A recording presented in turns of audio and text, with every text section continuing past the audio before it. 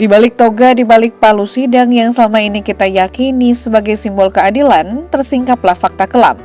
Bukan cuma soal suap, ini tentang sistem yang dibajak dari dalam. Juga bukan sekedar oknum, ini jaringan. Terstruktur, rapi, dan tak segan bermain dengan hukum demi kepentingan uang. Dan nilainya fantastis, 60 miliar rupiah. Kalau kalian pikir ini hanya drama hukum biasa, tunggu sampai kalian tahu bagaimana seorang ketua pengadilan negeri bisa menjadi dalang. Bersama penitra, bersama hakim-hakim lain, mereka bukan cuma mengadili perkara, tapi mereka menjual keadilan itu sendiri.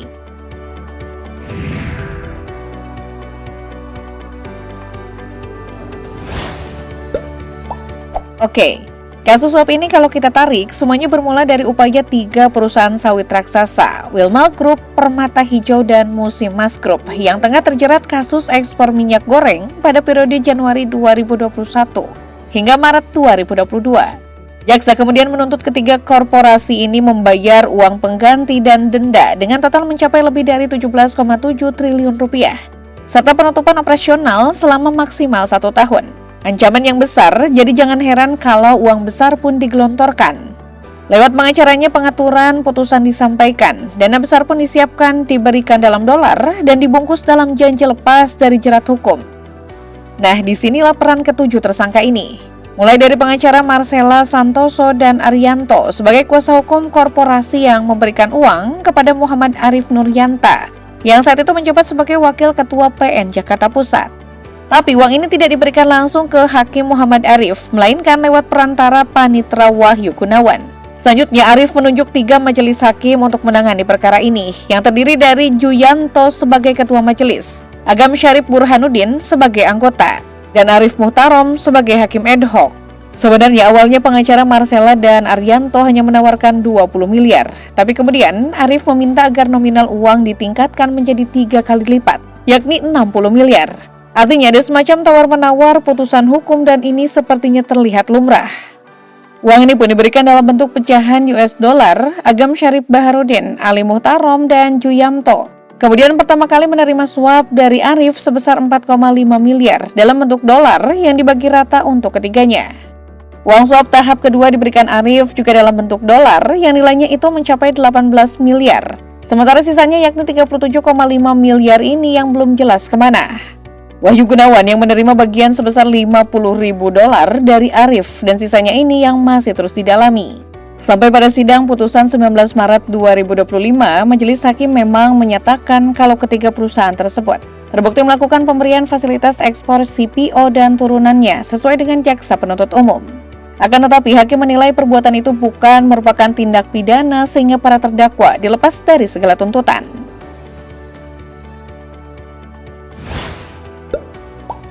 Setelah putusan onsleg ini, Kejaksaan Agung langsung melakukan penyelidikan dan menemukan adanya dugaan suap sebesar 60 miliar yang diberikan kepada Ketua PN Jakarta Selatan Muhammad Arif Nuryanta untuk mempengaruhi putusan perkara tersebut. Dan benar, setelah dilakukan penyidikan pada 12 April 2025, Kejagung menemukan bukti uang tunai hasil suap dari 4 mata uang di tas milik Arif. Penyidik mendapati 2 amplop, yang pertama berisi 65 lembar uang pecahan 1.000 dolar Singapura, dan satunya lagi berisi 72 lembar uang pecahan 100 dolar Amerika. Penyidik juga menyita dompet Arif yang dimana isinya ada ratusan uang pecahan dolar Amerika, Singapura, ringgit Malaysia, sampai pecahan rupiah. Penyidik kemudian melakukan penggeledahan di berbagai tempat di Jakarta dan di beberapa wilayah provinsi di luar Jakarta. Bukan cuma Arif, Kejagung juga menyita barang dari tersangka lainnya yakni advokat Marcella Santoso dan Arianto serta Wahyu Gunawan. Dari hasil penggeledahan, selain uang tunai, ada 7 mobil mewah juga ikut disita, diantaranya mobil Ferrari Spider, Nissan GT-R, Lexus, Toyota Land Cruiser, Land Rover, dan Mercedes-Benz, termasuk juga 7 unit sepeda mewah merek Brompton dan 21 motor mewah dari berbagai merek, diantaranya Harley Davidson dan Triumph.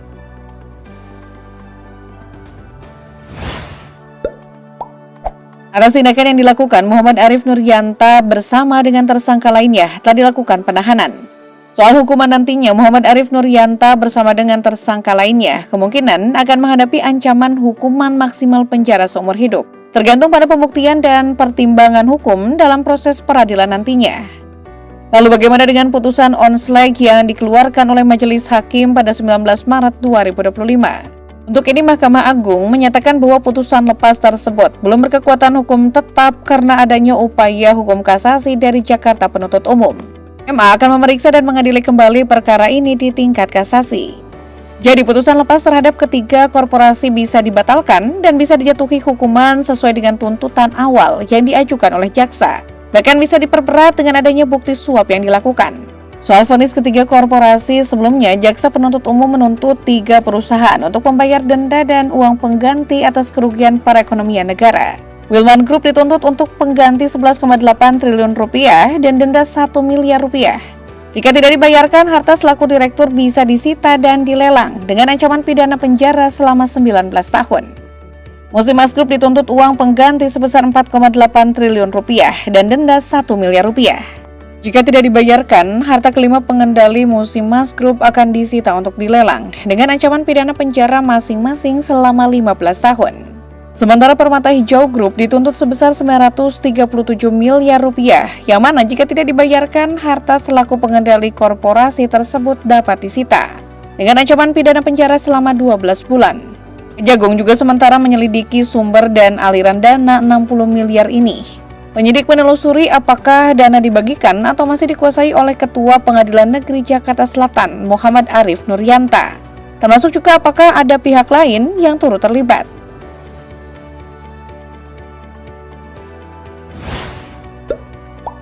Tapi yang sudah pasti kasus ini telah mengguncang kepercayaan publik terhadap sistem peradilan di Indonesia. Saat publik masih berjuang untuk mempercayai integritas lembaga hukum, skandal ini justru memperparah krisis keyakinan itu. Respon publik langsung mengalir deras, baik itu di media sosial, forum diskusi, sampai ruang redaksi. Salah satu kritikan datang dari mantan Menko Polhukam sekaligus mantan Hakim MK, Mahfud MD. Ia bahkan sangat keras menyebut kalau dunia peradilan di Indonesia sudah sangat busuk. Mahfud juga menambahkan kalau situasi yang buruk ini lantaran permainannya bukan perseorangan oknum, tapi banyak orang. Bahkan yang lebih keras lagi juga datang dari mantan Hakim MK Jimli Asidiki. Ditulis di akun X-nya, Jimmy bahkan menuntut hukuman mati kepada hakim-hakim dalam kasus suap ini karena bukan cuma mencederai integritas lembaga peradilan, tapi juga mempermalukan profesi hakim yang seharusnya jadi benteng terakhir keadilan.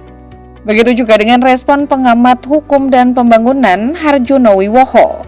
Ia mendesak audit total sistem peradilan, pembentukan lembaga pengawasan independen hakim, dan mengesahkan undang-undang perampasan aset.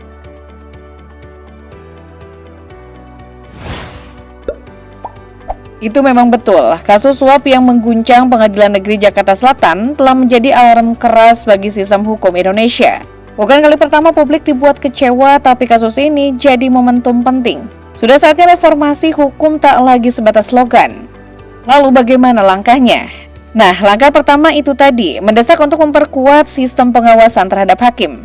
Paling tidak Komisi Yudisial dan Mahkamah Agung perlu diberi kewenangan yang lebih luas dan terintegrasi untuk melakukan pengawasan aktif dan berkala.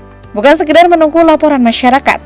Sistem deteksi dini terhadap potensi pelanggaran etik harus dibangun melalui audit harta, rekam putusan, hingga hubungan eksternal hakim. Transparansi juga jadi kunci. Semua putusan pengadilan, terutama dalam perkara strategis dan bernilai tinggi, harus dipublikasikan dengan bahasa yang mudah diakses publik. Dan lebih dari itu mendesak pengesahan RUU perampasan aset yang telah lama tertunda. Undang-undang ini akan memungkinkan negara menyita kekayaan hasil korupsi, bahkan tanpa menunggu proses pidana tuntas, sehingga memberi efek jera nyata bagi pelaku. Karena jika tidak dirampas, maka penjara hanya jadi jeda. Mereka akan tetap hidup makmur setelah bebas. Tanpa pembedahan menyeluruh, keadilan hanya akan jadi permainan para elit. Dan ruang sidang kehilangan maknanya sebagai tempat mencari kebenaran.